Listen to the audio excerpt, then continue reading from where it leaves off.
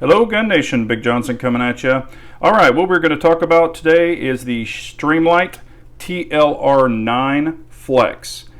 This is a little different offering. It's more of a long tubular design versus the TLR-1, and it does have 1,000 lumens just like your TLR-1 HL. But it's a little different. So as you can see, it's a lot slimmer, and we'll do a comparison here also with another light. But the difference is you can actually replace this rear tail cap. So you can have the high switches, which you see here. The way to replace those is you unscrew these two screws that are right on the top, and then there is one right down there at the bottom. And then you can put the low switch offering on there. Now we'll let you know there's a little piece of foam in there. Leave the foam in there. If you take the foam out, I will show you, or try to show you. Down in there, there's two little switches that are right down in the corner. If you don't have this foam in there, they can pop out. I had it happen on another light, not this one, but if you flip it over like that, they can pop out, and they're little rubber covers. So keep your foam in there. But this is the low switch offering for it. And we'll just go ahead and talk about it. I've been testing it. The way that this works is it takes two CR123s, and they do come in the package.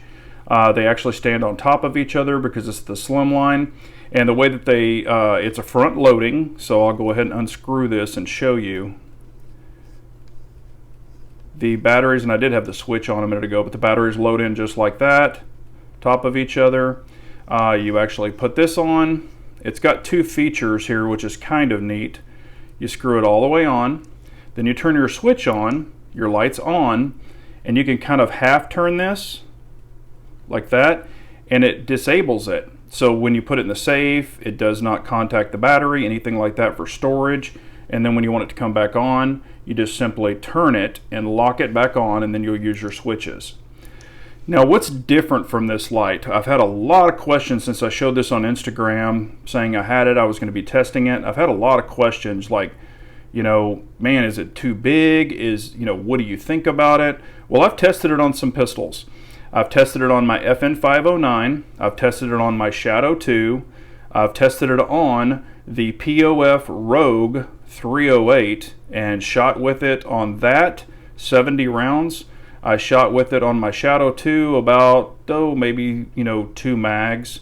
And then on the FN509 I did about probably a full, this tactical mag, probably a full mag and a half, so I don't know, 30 rounds or so. But it's had 9mm on it, it's had 308. So 308, if it's going to blow something out, you think it would.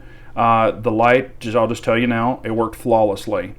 But I've had a lot of people say, this thing's really long. Well, what I've got is I've got the TLR-1. Y'all have all seen this, the HL. So y'all all are pretty used to seeing what the length difference is. So we're going to put one side by side, and I'm lining it up with your tail switches, with kind of like the back housing, and there's your difference. So it's quite a bit longer. Also, it's more narrow. I'll try to show you here. This one's definitely fatter, if you can see it very well. Quite a bit fatter on your TLR-1. But you've got more length, you've got more girth on this, I guess, if that's what you want to say. So where does it play a role? It's kind of awkward on some pistols, I'm just going to be honest with you. It does come with a full set of the little, keys. I call them keys. I'll show you here. There's a whole ton of them that it comes with. I think there's like 6 or 8, but they're these little keys. And you just match up which one goes on yours. I had to change the one that it came on, which was a Universal 1. I had to take this one off because it would not go on the pistol with this one on there. So what I had to use is I had to use the Universal 2, I believe this one is, or I'm sorry, that's the wrong light. Yeah, I believe it's this one, the Universal 2. That seemed to work on most pistols. So what I'm going to do is I'm just going to snap it on, like the FN509, and kind of show you a little bit from, farther distance, just so you can get an idea. Make sure I've got it. Might have to let it out just a little bit.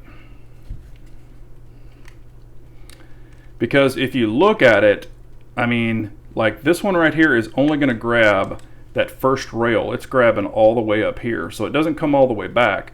But it fits tight, and you can tighten it down, and it's really secure, so I haven't had any issues with that. But it does seem to hang a little lower. See the gap right there? It's not a really snug up against the body fit on the 509.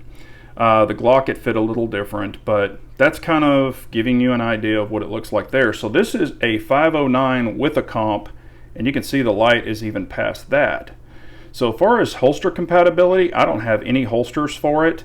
The only one that I have for it is a Safariland, and it is a it's for the Glock 19 with a comp, and for the TLR-1. I put it in there, and it kind of went a little bit, but I don't think it would be correct. I could be wrong, but I wouldn't run it in that. It might work in some of them, but mine didn't work that well. So you're probably going to run into some holster support issues until more people come out with this. Now let's check it out on the Shadow 2.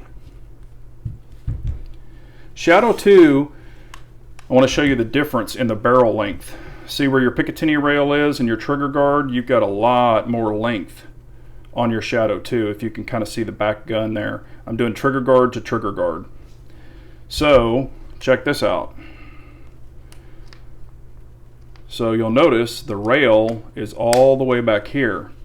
So on that one, it actually fits really good. I actually think it's a better host for the Shadow 2, or maybe like an SP01 or something like that. Or if you have a longer barrel pistol, this could definitely be an option. Again, holster support could be the issue. But that's what it looks like on the Shadow 2. I'll just kind of show you so you can get an idea. The lumens, I mean, it's super, super bright. I honestly cannot tell a difference. I can't really tell a difference except maybe for the beam against the TLR-1 HL and the TLR-9. This one has like a tighter beam. I guess that's what you could say, and obviously with the lens, cover, this one has more of a flood. This one's a little tighter of a beam, but that's, how I could probably explain it the best. Some people are used to these switches. I didn't find any issue with these switches or these switches. Which ones do I prefer? I'm actually getting more used to these. I'm also been testing the TLR-7A. I've got a video up on it, the TLR-7A Flex and the TLR-8L, I believe, or R, for the laser version. So I've got videos up on it if you want to check those out. But I really like it. It was really nice on the POF. I had it on the bottom rail, and it was just sitting there, and I could tap this with my finger. I also put it on my shotgun, my 590A1. I didn't shoot it on there. I just put it on there, and I liked it. However, on a shotgun, like my pinky of this hand, or I'm sorry, it was my first finger of this hand on the shotgun. I could tap it like that with the first finger. After it was the bottom of the shotgun.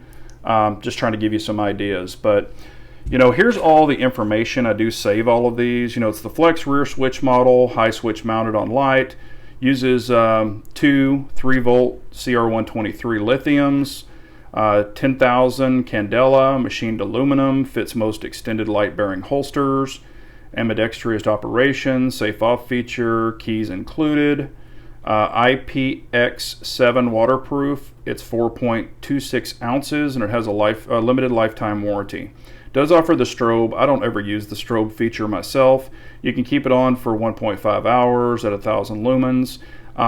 It gets warm. I had it out in the backyard, shining it up in the trees and stuff, and it gets warm, right around in here.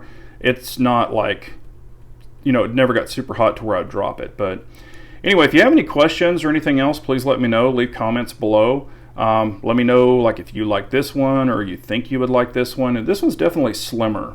But just wanted to put this out. I've had a lot of questions about it since I've been showing it, and I appreciate y'all so much. So remember, an armed nation's a very weak nation, so we all got to carry on.